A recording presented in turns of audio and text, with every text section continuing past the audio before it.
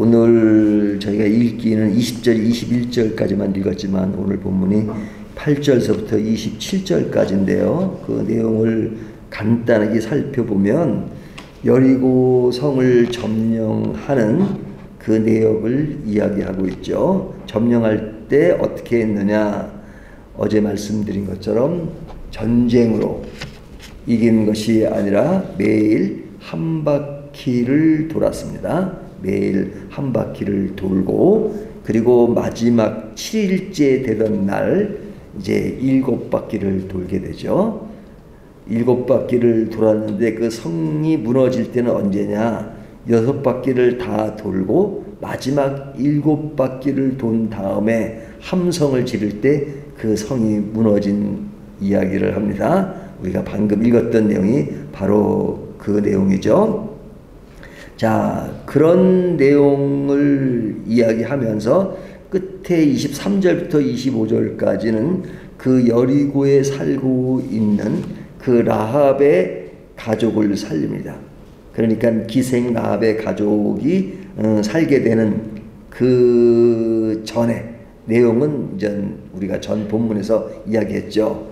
그곳에 이제 정탐꾼 두 사람이 들어갔는데 그때 라합의 집에 있게 되고 라합이 그들을 숨겨주고 그리고 그들을 살리겠다는 약속을 했었습니다. 그 약속대로 이제 라합 가족을 살리는 내용을 오늘 본문이 이야기하죠. 그리고 이제 제일 마지막에 26절과 27절을 보면 그 성이 완전히 무너지는 것을 이야기하는데요. 26절을 보면 여호수아가 그때 맹세하여 이르되 누구든지 일어나서 이 여리고 성을 건축하는 자는 여호와 앞에서 저주를 받을 것이라. 그 기초를 쌓을 때 그의 맏아들을 잃을 것이요 그 문을 세울 때 그의 막내 아들을 잃으리라 하였더라.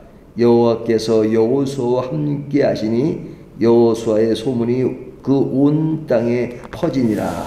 자, 이제 여리고 성이 완전히 무너졌는데 그 성을 누군가 건축을 한다면 그는 저주를 받을 것이다 하는 이야기를 하잖아요. 그러니까 그 성이 이제 더 이상 회복이 불가능하다, 완전히 망했다, 완전히 점령당했다 하는 것을 아주 명료하게 이야기하는 겁니다. 이제 오늘 본문 내용이 바로 그 내용입니다. 자, 이 내용 속에서 우리가 이제 어떤 교훈을 받게 되는가 하는 것인데요. 저는 이 말씀 속에서 대비되는 모습이 눈에 띄었습니다. 대비되는. 그러니까 어떤 대비냐? 첫 번째는요, 침묵과 함성입니다. 침묵과 함성. 마지막 7바퀴를 돌 때, 그리고 돌고 나서 크게 함성을 지를 때 여리고 성이 무너졌잖아요. 그러니까 여리고 성이 무너지는 그 내용, 그 상황, 그거 보면 뭐 영화로 만약에 그 장면을 찍는다 그러면 아주 굉장히 그 웅장한 그런 모습이 드러날 겁니다. 여리고 성이 완전히 무너집니다. 그러니까 염원하던, 점령하기를 원했던 여리고 성이 무너질 때 그 상황은 아주 웅장하죠. 하지만 그때의 상황은 잠깐입니다. 잠깐. 그럼 잠깐 전에 어떤 내용이 있었느냐? 함성과는 대비되는 침묵의 시간이 있었죠. 침묵의 시간 어떤 시간이에요? 매일 한 바퀴씩 6일 동안 돈 거죠. 6일 동안. 그리고 7일째 되는 날도 지금 7바퀴를 다 돌 때까지는 함성을 지른 게 아닙니다. 침묵 속에 이루어진 겁니다. 그러니까 그 침묵의 시간이 굉장히 길었죠. 함성의 순간은 사실 시간으로 따지면 굉장히 짧습니다. 그 짧은 시간에 이루어졌는데 그 짧은 시간은 결국 앞에 있는 시간에 이어져서 이루어지는 것이니까 그 모든 합작품이라고 할 수 있죠. 합작품인데 결과는 무너지지만 무너지기까지 과정은 굉장히 길다 이거죠. 근데 긴 그 시간이 침묵의 시간이었다는 거죠. 또 하나의 대비되는 것은 뭐냐면 여리고 성이 무너졌다는 것은 여리고의 심판을 이야기합니다. 여리고의 심판. 그런데 그런 와중에 그 기생 라합의 집이 가족들이 구원을 얻잖아요.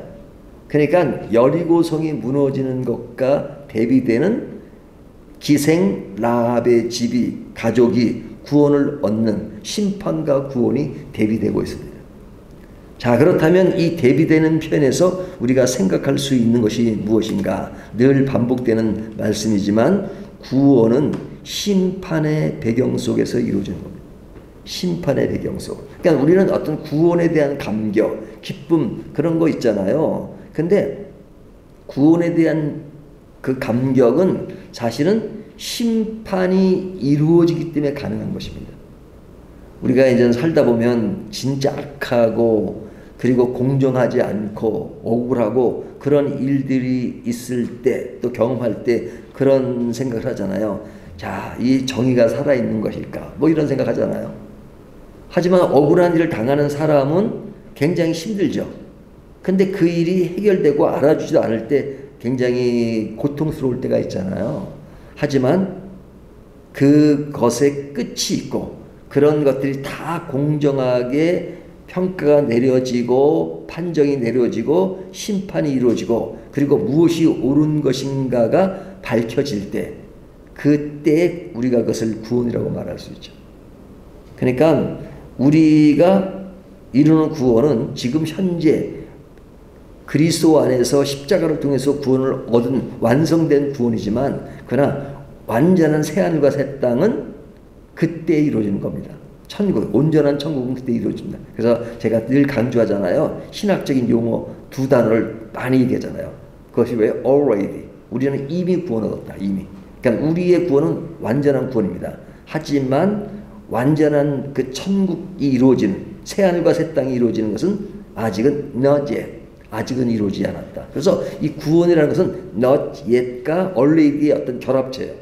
그래서 우리가 믿음으로 산다는 것은 아직까지 완전한 천국이 이루어지지 않았기 때문에 지금 믿음으로 사는 겁니다. 그 믿음으로 산다는 것은 그 이루어지는 그 천국을 지금 마음에 담고 이미 그런 가운데서 이루어지는 구원, 이미 이루어진 구원으로 믿고 그 안에서 이 어려운 것들을 견디고 그 완성되는 그때를 마음에 담으면서 그러나 지금은 완성되지 않지만 완성된 그 가치를 지금 누리는 것, 그것을 믿음이라고 하죠. 그런 의미에서 구원과 심판은 같은 배경 속에서 이루어지는 겁니다. 또 하나는 함성과 침묵의 배경 속에서 우리가 많은 것을 생각하게 되죠. 조금 전에 말씀드린 것처럼 함성은 잠깐입니다. 잠깐. 그것은 변화의 순간을 경험하는 그 아주 짧은 시간입니다. 하지만 침묵의 시간은 길지요. 6일 동안. 그리고 7일째 되는 날도 7바퀴. 그러니까 그 시간은 침묵이에요. 그래서 이스라엘 백성들이 이제 그 침묵으로 일관합니다. 돌 때는. 물론 앞에서 나팔을 불고 그러긴 하지만 그러나 그들은 조용히 걷기만 하는 겁니다. 그러니까 이 걷는 그 모습을 한번 그림으로 상상을 해 보십시오. 자, 여리고성을 도는, 여리고성을 도는데 이 여리고 사람들은 뭐에 대한 자부심이 있었냐면 그 성에 대한 자부심이 있었습니다. 너무 성이 아주 굳건하게 아주 튼튼하게 지어져서 어느 사람도 그 성을 쉽게 공격하기 힘든 구조로 되어 있었습니다. 그러면 그 성을 무너뜨리려면 좀 물리적인 힘을 가지고 무너뜨릴 수밖에 없는데 지금 이들이 하는 일은 그냥 아무 소리도 않고 빙빙 돌기만 해요. 그러니까 성에서는 내다볼 수가 있잖아요. 도는 걸. 성 밖으로 이렇게 빙빙 도는 걸 볼 수 있잖아요. 그들이 숨어 있고 문을 다 잠가놨지만 그러나 그들이 도는 것을 볼 수 있잖아요. 근데 뭐 그냥 그들에 대한 소문은 너무 무서워요. 뭐 광야 생활 40년을 하면서 하나님에 의해서 홍해가 갈라지고 하는 그 소문을 다 들었잖아요. 그리고 지금까지 여리고까지 왔다는 것은 너무 놀라운 사실이기 때문에 그들의 간이 녹았다 이렇게 표현하잖아요. 근데 와가지고 하는 것을 보면 그냥 빙빙 돌아요. 빙빙 돌아. 그냥 돌아요. 저 사람들 바보 아니야? 그리고 뭐 소리를 지르는 것도 아니고 조용하게 돌아요. 그리고 이제 매일 한 바퀴 돌아요. 그리고 그냥 뭐 집에 갔겠죠. 그들이 뭐 머무는 곳에 베이스 캠프에 갔겠죠. 그리고 또 그 다음날 또 돌아요. 아니, 저 사람들 뭐 하는가? 7째 날은 또 계속 돌아요. 그러니까 저 사람들 도대체 뭐 하는가? 아마 그들은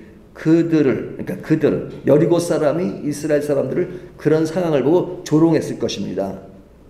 조롱을 당하는 거죠, 이스라엘 사람들은. 왜? 침묵 속에서. 그러니까 침묵의 그 시간들은 조롱을 당하는 시간이고, 그리고 아무 일이 일어나지 않은 시간입니다.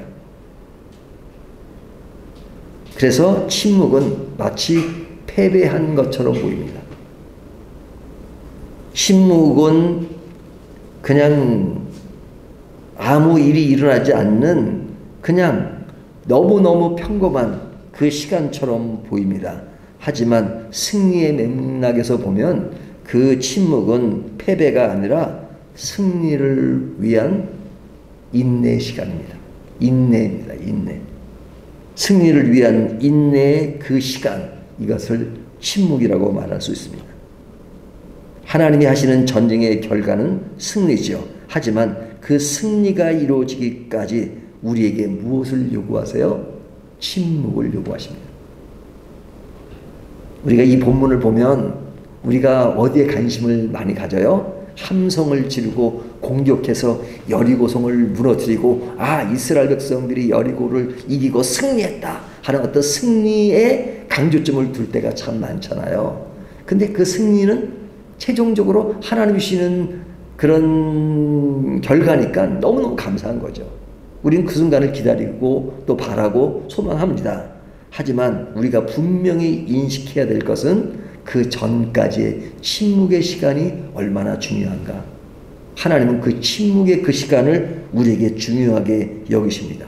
그 마지막에 이루어지는 결과 때문에 그 침묵의 시간을 무시하라고 말씀하지 않으세요. 그 침묵의 시간이 없으면 또 그런 결과도 없습니다. 그렇기 때문에 우리들에게 지금 겪고 있는 마치 패배하는 것처럼 보이는, 멍청한 것처럼 보이는, 그리고 사람들에게 조롱을 당하는 그 침묵의 그 긴 시간들을 하나님은 결코 가볍게 말씀하지 않으십니다. 길게 말씀하고 계십니다. 그렇기 때문에 침묵이란 우리에게 겸손과 방자하지 않고 교만하지 않는 믿음의 자세로 늘 우리들에게 강조하는 말씀입니다.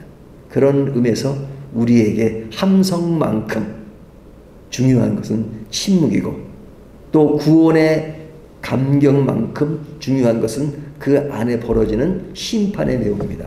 그러니까 여러분, 교회 오면, 새신자가 되면 뭘 강조해요? 구원의 확신을 강조하잖아요. 여러분 구원받았습니다. 구원받았습니다. 우스갯소리로 시어머니와 며느리가 있는데요. 시어머니가 이제 세례를 받기 전에 이제 목사님을 면담하는 그 일이 있었답니다. 그러니까 이제 며느리가 이제 그 시어머니가 너무너무 초신자니까 이제 이렇게 교육을 시킨 겁니다. 목사님이 예수님이 누구를 위하여 구원을 하셨는가? 누구의 죄를 위해서 구원하셨는가? 그러면 어머니 꼭 그렇게 말씀하세요. 내 죄를 위해서 구원하셨다고 말씀하세요. 그랬더니 알았다 그랬어요. 목사님 진짜 물은 거예요. 예수님이 누구의 죄를 위해서 용서하셨습니까? 그러니까 그 시어머니가 뭐라 그랬어요? 우리 며느리 죄를 위해서. 그러니까 며느리가 내 죄를 위해서 그랬으니까 며느리 그 사람을 얘기한 줄 알고 우리 며느리 죄를 위해서 용서하셨습니다. 그랬다는 우스갯소리가 있는데요. 이 이야기를 왜 하냐면 우리들의 구원을 너무 강하게 강조하고 있잖아요. 그것은 강조해야 되면 돼요. 구원의 확신, 그거 중요합니다. 구원의 확신이 없으면 우리들의 믿음에 약화될 수밖에 없어요. 그래서 구원의 확신은 중요하고 성경이 분명히 강조하는 것입니다. 근데 그 구원의 확신에 대한 어떤 그 구원에 대한 기쁨, 감사, 그리고 그 가치, 그것을 얼마나 느낍니까? 그것을 진짜 느끼려면 그것이 어떨 때 가능하냐? 내 죄에 대한 고민, 내 죄에 대한 슬픔, 내 죄에 대한 두려움, 이런 것이 나를 지배했던 사람은 구원의 감격이 깊습니다. 죄에 대해서 고민을 엄청 했어요. 이 죄가 무엇인가? 죄의 싹은 사망이라고 하는데, 이 죄가 뭔가? 이 죄의 문제를 어떻게 해결할 수 있을까? 그런 고민을 깊이 한 사람은, 이게 구원이었구나. 구원은 이래서 이루어지는 것이구나. 이것이 하나님의 은혜로 이루어지는 것이구나. 그래서 굉장히 감격할 수밖에 없죠. 근데 한 번도 죄에 대한 고민을 해보지 않았어요. 그리고 그것에 대한 두려움도 없었어요. 근데 어느 날 교회 갔더니 구원받았다라고 그냥 구원의 확신만 얘기하고 구원의 결과만 얘기하면 죄에 대해서 고민을 한 번도 안 해보다가 갑자기 구원받았다 그러니까 그 가치를 모른단 말이죠. 그러니까 심판과 구원을 같이 이야기하는 것은 우리가 평상시에는 그것을 깊이 생각하지 않았다 하더라도 지금 이 말씀을 통해서 죄의 문제를 다시 한번 생각해 보는 것이 중요하죠. 그래서 로마서가 16장까지 있잖아요. 그러니까 16장까지 있는데 사실은 죄에 대한 문제를 로마서 1장 18절, 1장 18절부터 3장 21절까지 1장, 2장, 3장 가까이 죄에 대한 문제를 그렇게 깊이 했대요. 그런 죄에 대한 얘기를 깊이 하다가 결국 3장 23절에서 모든 사람이 죄를 범하였으면 하나님의 영광에 이르지 못한다. 딱 결론을 내리고 그리고 어떤 칭의에 대한 얘기를 이제 계속 해나가기 시작하죠. 그만큼 죄의 문제를 우리가 피부적으로 깊이 느꼈을 때 구원이 얼마나 가치 있다는 것. 그래서 이 대비되는 이 양상, 심판과 구원을 같이 생각해야 되고 함성의 승리도 중요하지만 그러나 그 기간이 이루어지기까지 이루어졌던 침묵의 시간이 얼마나 중요한가. 그런 것을 인지한다면 우리의 신앙생활은 강하며 담대하면서도 겸손하고 방자하지 않고 교만하지 않고 신앙의 균형을 이루면서 평상시 생활 가운데 안정된 그런 정상적인 믿음의 길을 갈 수 있는 것이죠. 겸손하지만 그러나 확신하고 낮아진 것 같지만 자신감을 가지고 사는 사람, 바로 믿음의 사람이 가지는 균형의 내용이 있기 때문입니다. 겸손, 그것은 침묵과 함성의 의미를 알고 구원과 심판의 의미를 알기 때문에 그러한 길을 가는 것입니다. 그런 길을 균형 잡히게 가는 저와 여러분이 되시기를 주님의 이름으로 축원합니다.